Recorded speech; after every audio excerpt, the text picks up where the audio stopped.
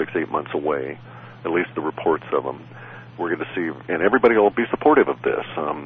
It's really a nasty kind of a situation at one level, because in the past now, bear in mind, we're going to reach levels that are going to replicate or exceed the impact of the Weimar Republic, that is to say the pre-Hitler Germany Republic, went through a nasty stage of hyperinflation, and we're going to hit something that will exceed that.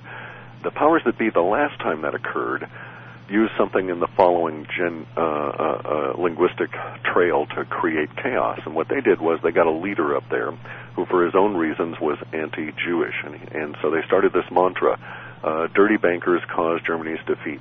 Dirty bankers cause Germany's defeat. Dirty Jewish bankers cause Germany's defeat. And finally it just came down to where they were advocating wholesale violence against the Jews, and they dropped off all of the banker part and so on. Right. And the general population, Jewish population, had no concept of any of this stuff going on. Indeed, there was a Zionist, as if we should categorize it that way, banker elite that was involved, and that included people that were, Prescott Bush, the grandpappy of old President Bush, that kind of thing. So it's not strictly speaking a Jewish issue, but we're facing conditions where that same kind of a mantra could be used to lead to a pogrom. That is to say, a wholesale,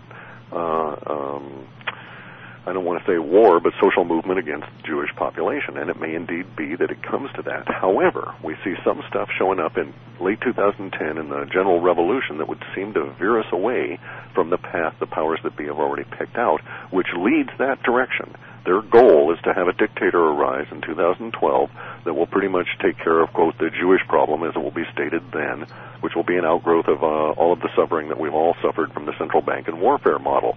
And it will be an attempt to disguise the fact that they were the cause of it with the central bank and warfare model of how to run human affairs.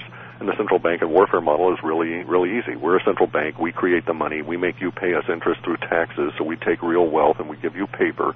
When you get really irritated about it, we create a war and kill a bunch of you off and distract the rest of you. And that's breaking down in this new Aquarian age, and they don't like it a lot, but they're going to try it one more time. So we need to be aware of that and watch the language that comes out, because these words have power. And it's at that point that we need to be very explicit about who the bad guys are here. Some of them happen to have affiliations to the Jewish community, but they're bad guys. It doesn't make all Jewish people bad guys. But these very specific individuals are very evil because they will attempt to shift the blame in as wide a fashion as they possibly can to get out from underneath it. And these are the people we call the banksters and the political minions. And their last gasp is playing out as we speak, and it will get really chaotic this fall as the various bits and pieces of this huge bailout bubble start breaking down, and we start getting some secrets revealed about what's going on. So, yes, and you mentioned about, secrets being revealed in a lot of your reports previous to, these, And you participated in it, by the way. I did, didn't I? Yes, you did. Yeah. I love it. I'm still participating, by the way. Of course. Yes, secrets revealed. So, what shows up in the reports for some more of that coming forward? A lot of it about the contact mean. A lot of the idea of humans on Earth not being alone, the idea of humans on Earth not being the only humans out and about, and the idea that all of the humans out and about, there are also aliens out and about, and that we're all in contact with each other at some various different levels. This is all intertwined with all of the weird stuff from the powers that be, and it's apparently one of the big secrets that they want to keep, because it leads over to the same side as everybody's pointing to now, the free energy side, which gets us out of this terrible bind with the energy restriction from oil and the whole carbon issues and so on. Plus, the free energy, while it may not necessarily prevent anything in the way of giant Earth changes from the particular point of view of where we're at with our solar system, nonetheless, if we were putting our energies and our resources to use with that kind of technology, a whole lot more humans would be able to go through this upcoming ride in a lot more comfortable fashion. And we're just not doing it. I mean, it's really stupid as species that we believe the academics and what they tell us, and this idea of peer review. Get that. It's like, okay, let's get 13 people and let the dumbest one among us decide what can be printed. No, I'm not so sure that isn't actually thought up that way. well, I don't think they actually stated it that way, but fundamentally that's the case. Anybody who thinks outside of the normal paradigm is instantly excluded because these people say, well, I can't understand it. It must be BS.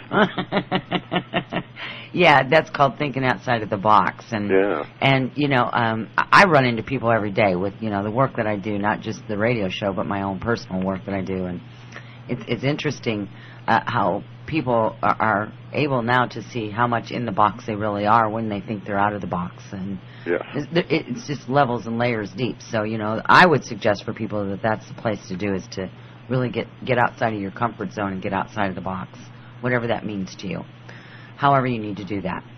Okay, so we've got some more secrets coming forward. Obviously, we've got a lot more things, because you had talked about, you know, because of this unemployment, and, you know, this is where a lot of the whistleblowers are going to come in a sense, with the unemployment, and they realize that they're not getting paid, and, you know, et cetera and so forth, and it's kind of the domino effect thing. And we're actually sort of seeing it now to a certain extent. I mean, this last Exopolitics conference in Barcelona that occurred over the weekend, the language coming out of that was most fulfilling in a couple of different areas. So it's all starting to be a nice little groundswell. We expect it'll go very much larger in fall, probably also around the 25th through the end of November. Not as a distraction necessarily, but just as a simultaneous arising to some of the other problems that are going to hit us. If we're correct, there's going to be unemployment to the end and crop failure and food problems to the extent that we have riots at a global level that are much worse than we've had in past years. And that as a result of some of the riots, some government institutions will be looted, which will start a whole chain of more secrets revealed as more stuff comes out in the form of paperwork and so on that just incidentally gets in the way of these people looking for food. Yeah, and that was an interesting thing in, I think it was in the last Alder report when you were talking about, I think you were talking about the Vatican. Yeah, that's actually later. That's in the more general revolutionary period that is in 2010. Bear in mind now, our data suggests that it takes a whole year for the dollar to die as a global reserve currency and finally as a currency for the U.S., and that it causes vast levels of global unemployment and social upheaval. And this will come at the same time that we're having experience with crop failure that hasn't occurred on this planet in probably 70 years, let's put it that way. And so the combined pressures of a global unemployment wave and very expensive food due to the hyperinflation of the dollar is going to put billions of people at risk of starvation. They won't take it kindly. They'll start walking all about. We also see that the Mediterranean is going to be hit particularly hard in late summer, early fall of 2010, which leads to some rioting that has a spillover effect. People just simply rioting because the government refused to deliver or could not deliver food as promised, and they're just going to go crazy and assault buildings that will include the Vatican based on rumors that there's food there. And surprise, surprise, what they find. Very surprised at many different levels, yes. Yeah. And it's very ugly, and I just really hate to even have to get down into that level, because at some point we're looking at guesses again in our data, and so we may be wrong. But at this point it looks like they're not well received by the powers that be within the Vatican, and that actually there's an attempt to resist the will of the people, and things get ugly. Well, see, now I just had a thought, and as soon as it came in, it went right back out, but I was... I'll get back to it. Just like, when you're sitting here talking, it's like 10,000 things roll in, and I try to get them out before I lose them, but it doesn't always happen that way. Yeah, same with us, yeah.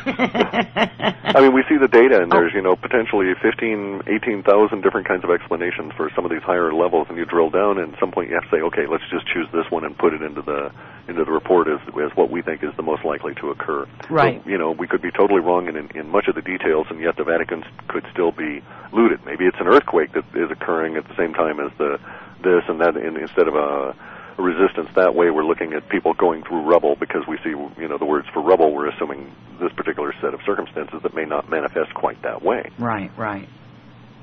Well, we have about 10 more minutes, maybe 15 if we stretch it, probably more like 10, because I really want you to get into the whole thing about the Russian technology in the last segment here, because I think that's got a lot of areas of importance here. So, why don't you take this report? Let's see what else that we would... Oh, I know. When we're talking about the currency and the death of the dollar, because that's been going on for a long, long time. Correct. Are you? Do you have anything that supports the fact that of course, obviously, the United States is, we're not stupid, and obviously they can see this happening, if not being a willing participant in this on some level.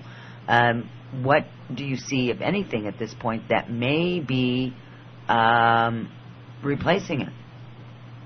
We don't have anything like the issue of the Amaro or any of these designed currencies coming in. That's fantasy. It's just not going to happen. If we take the example of history, we can go back and look. It took 15 years to get the euro to the stage that it's at now, and it's an issue of building confidence around currency. So what will happen by default is that we're going to go into a situation where there will be local scripts, there will be local barter, and across local boundaries it'll probably be silver as a representation for calories.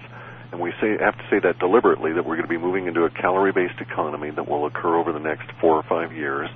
But basically it'll all be built around a measure of value in the form of excess food. So if you grow excess food, you have excess calories to trade.